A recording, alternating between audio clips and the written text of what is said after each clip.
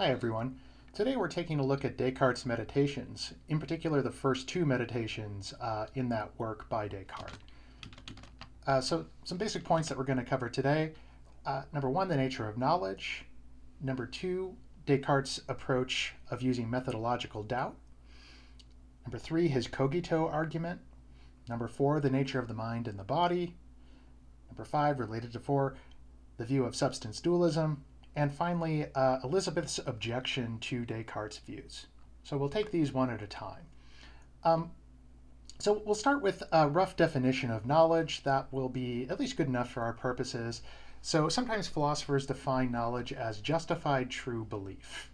And the idea is that, well, in order for something to be knowledge, there needs to be a belief, which involves some sort of commitment to some alleged truth.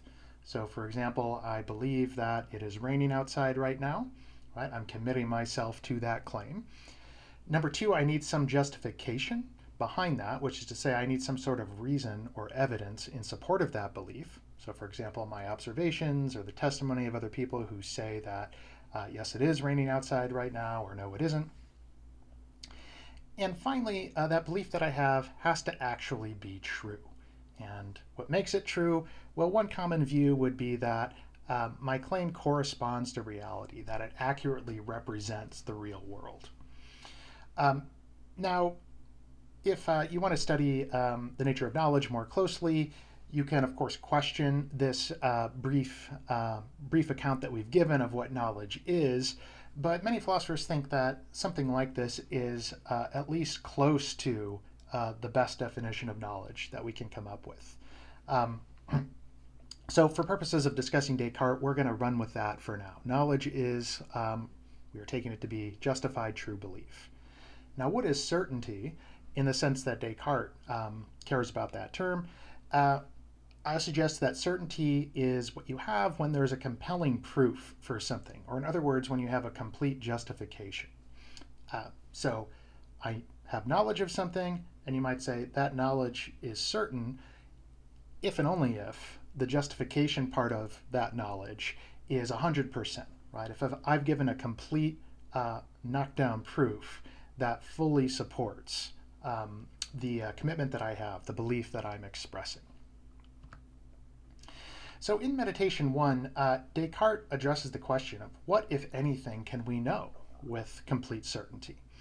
And one of the sort of motivations for him was to find a secure foundation for the sciences. So at this time, right, you have the so-called scientific revolution, where people are starting to use what we now recognize as science, but this was a new way of acquiring knowledge, and many people had worries about whether it could give us true knowledge. So one of the worries was, well, if we just use our experience, whether it's through observation of natural phenomena or whether it's through running experiments, isn't there a chance that we're going to get things wrong, right? That, for example, our experience can be misleading and we might misinterpret it, it might be incomplete. So Descartes wants to test this. He wants to see, can we find ultimately a secure, absolutely certain foundation for the sciences? And the tool he uses for that is what we can call methodological doubt.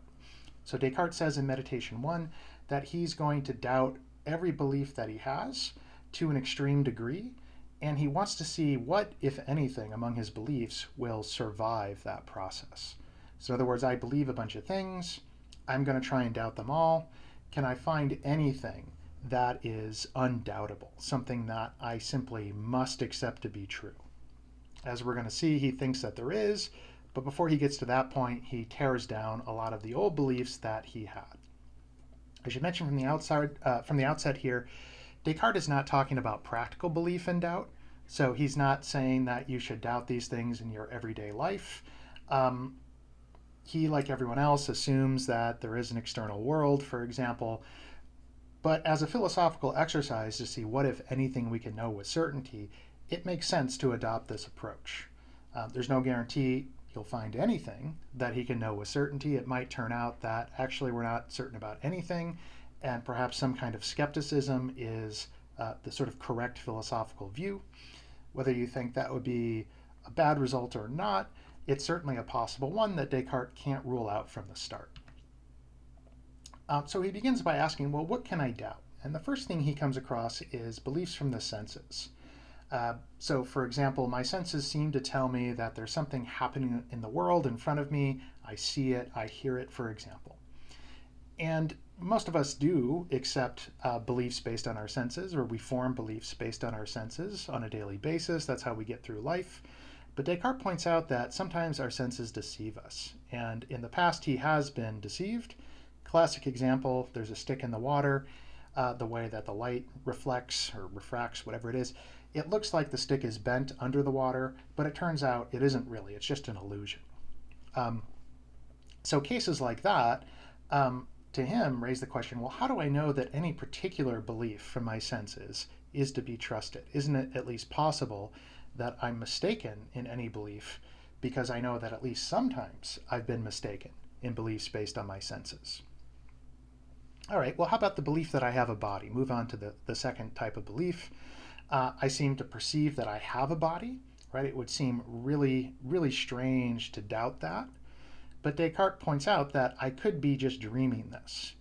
There have been times where we've had dreams that seemed real. While having the dream, you believed that you were in a certain place, and then you woke up and discovered, okay, that belief actually was false. It really felt like I was in this certain place, but really it was just a dream. I was in my bed the whole time, and I woke up. Descartes reasons, and remember, he's using methodological doubt to question everything to the extreme. Says it's at least possible that I could be dreaming right now, and my dream could be telling me that I have a body, when in fact I don't. Maybe I'm just a disembodied mind, and this strange idea of having a body is just a dream that I'll wake up from. Or maybe I won't wake up from. But either way, it's possible that that belief doesn't correspond to reality. Maybe I don't really have a body. How do I know? Third and finally, how about mathematical beliefs? So something as simple as 2 plus 2 equals 4. You might think that's impossible to doubt, but Descartes says, and here he gets to his most extreme form of methodological doubt, is to imagine, well, there might be this evil demon that exists that's trying to trick me. So some sort of malevolent spirit that's persuading me to think that 2 plus 2 equals 4, or that triangles have 3 sides, or whatever it is, but really that's false. I'm just being messed with by this evil personage that has the ability and the power to mess with my mind like that. Again, remember, Descartes' not saying that these are practically possibilities that we should consider. He's not saying you should live your life thinking maybe there's an evil demon out there. Like everyone else, he assumes, of course, there isn't. But the question is, can we prove that there isn't? Can we prove that our beliefs, mathematical beliefs, for example, are ones that we can know with certainty to be true? And based on the possibility of the evil demon, he says, well, no, we can't. All right, so that's where meditation 1 ends. And then Descartes gets into the second meditation. And he asks, okay, I've covered a lot of ground so far. I've doubted a lot of my common beliefs, beliefs that other people seem to share. Is there anything left? And he says, well, I believe that I'm having doubts right now. Right? So I'm entertaining these things. I'm saying, am I awake or dreaming? I don't know. I have doubts about that. Is mathematics something that I can take to be true? Again, I can conceivably doubt that. And Descartes points out early in meditation 2 that in order to have those doubts, I must exist. And this leads to the so-called cogito argument, which is just Latin for I think. And this is where I think, therefore I am comes from. And Descartes means it in the most literal sense. He says, if I'm thinking, premise 1, if I am thinking, then I must exist. Premise 2, I am thinking. Therefore, conclusion, I must exist. So why should we accept this argument? Why should we think it's a sound argument? Well, his defense of premise 1 is to point out that it seems impossible for thoughts to exist without a thing that produces them. So there are thoughts happening right now. So for example, I am having the thought that maybe 2 plus 2 doesn't equal 4, maybe I'm dreaming, maybe my senses are unreliable. Whatever the answer to that is, whether I really am dreaming or not, it seems undeniable that that thought exists, right? That thought of doubting something is occurring at this moment. And Descartes said, well, if that's happening, then that implies that there must be a thing that's doing the thinking. And in fact, that is going on right now because I can raise the question. I can have these doubts. Just try it yourself. Try to question your own existence. Well, in order to raise that question, to entertain it in thought, you need to exist in order to have the thought.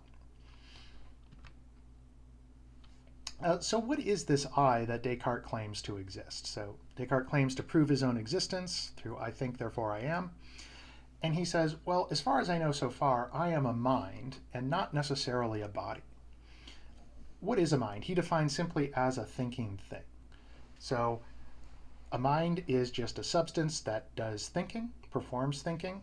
Thinking includes a broad range of all mental phenomena, including things like having perceptions, imagining things, holding beliefs, raising doubts, remembering things, and many more besides that.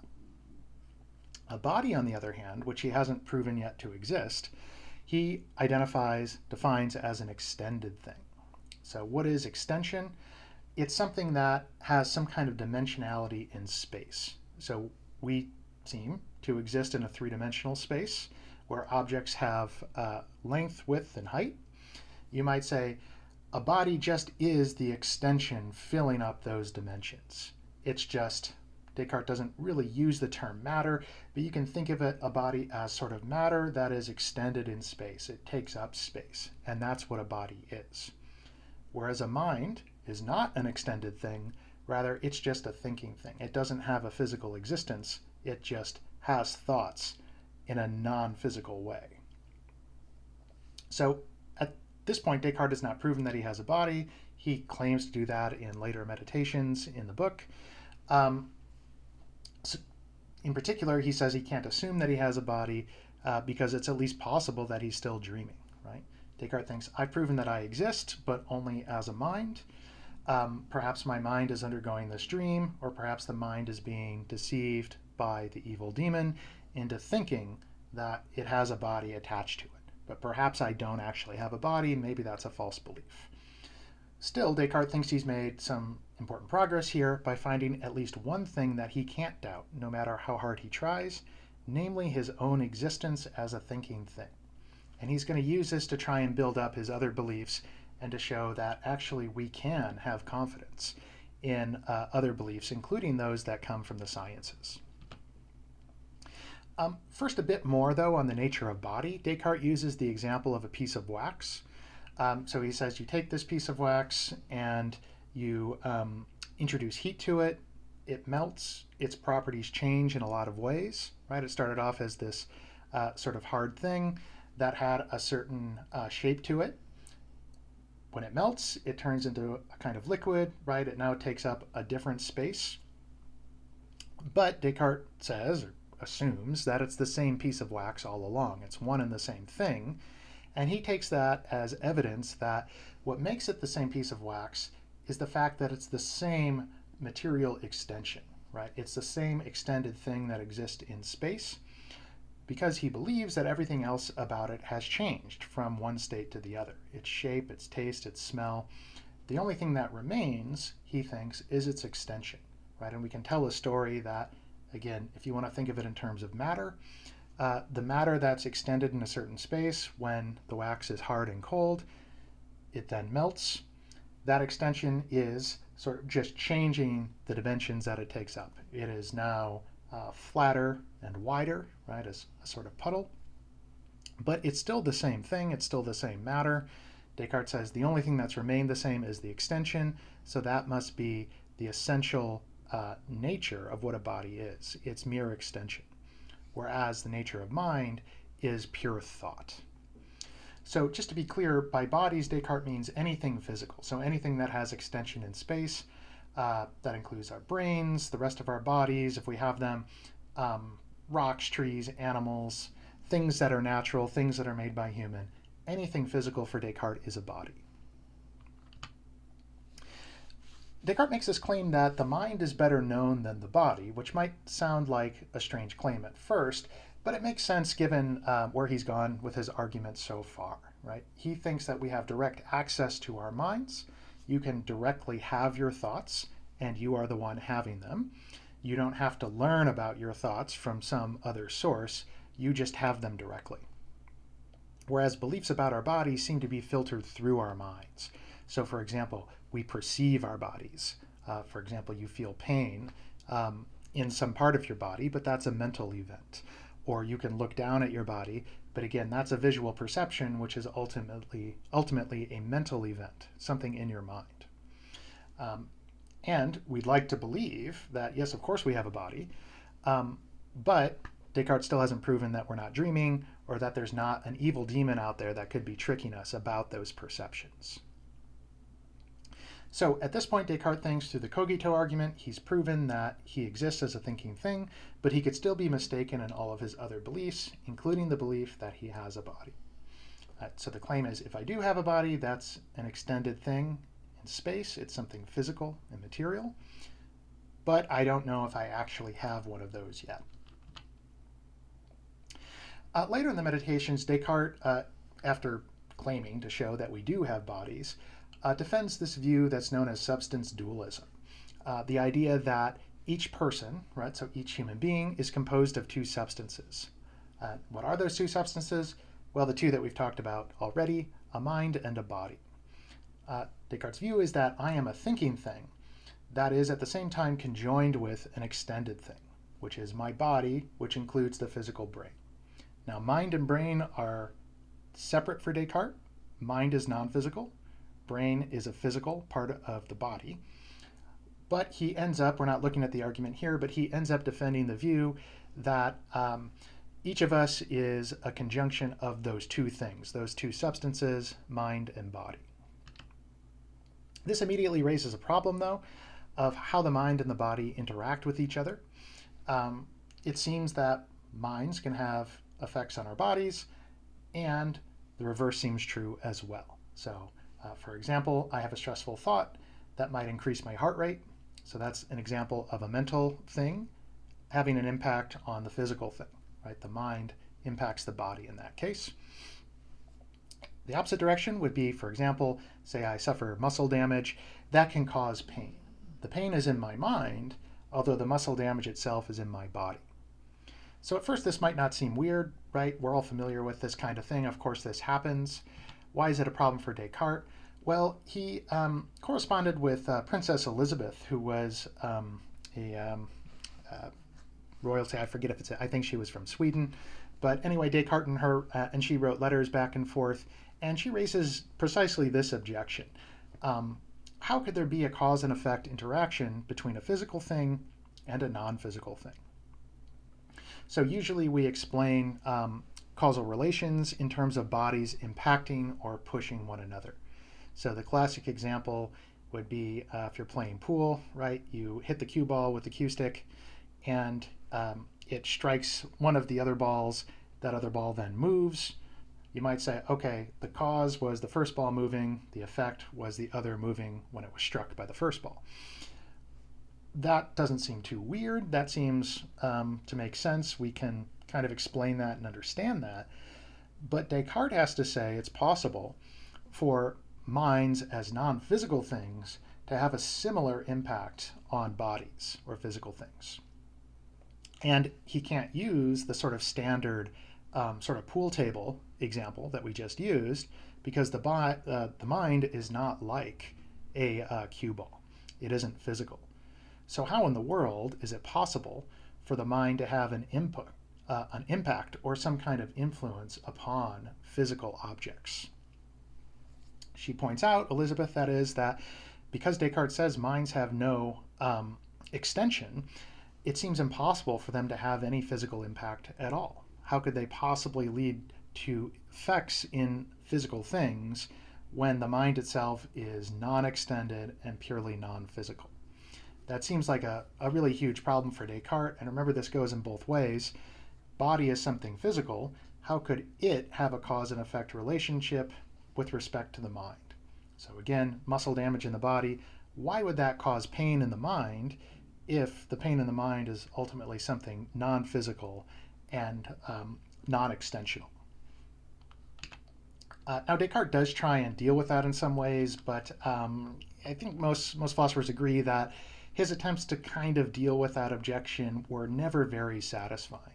And this remains a serious problem for dualist point of views. How do we explain the apparent interaction between mind and body if mind and body are two totally different kinds of things? So some open questions we can consider after reading the first two meditations. So first, is the cogito argument actually sound? Descartes thinks he's given an absolute proof that he himself exists as a thinking thing that is beyond question, that survives the most extreme methodological doubt. Maybe, but ask yourself, looking back at that argument, are there some problems maybe with one or even both of the premises? Are there ways that we could reject them if we wanted to be extreme skeptics? Second, is it really true that the mind is better known than the body, as Descartes says? You might think the mind is an extremely complex thing, and do we really know it well at all? The body seems more familiar. Descartes says it's not actually that way. Maybe he's right, but it's at least a question that we can address. And finally, is Elizabeth's objection that we just discussed, is that enough to refute substance dualism? So should we just sort of see that as sort of a killer objection and say that, okay, yeah, this is a huge problem. Dualism, we should just throw it out because there's no way that it could possibly explain the supposedly evident fact that mind and body do interact in a cause and effect manner. Okay, so I'm going to leave it for there. Those are just the first two meditations. There are 4 more in Descartes' Meditations. If you're interested in his proofs for the existence of God, or for the existence of his own body, the external world, the reliability of our senses and all that stuff, which he claims to show, then I'd recommend having a read through the whole thing and seeing what you think of his arguments. I'll talk to you next time, and thanks.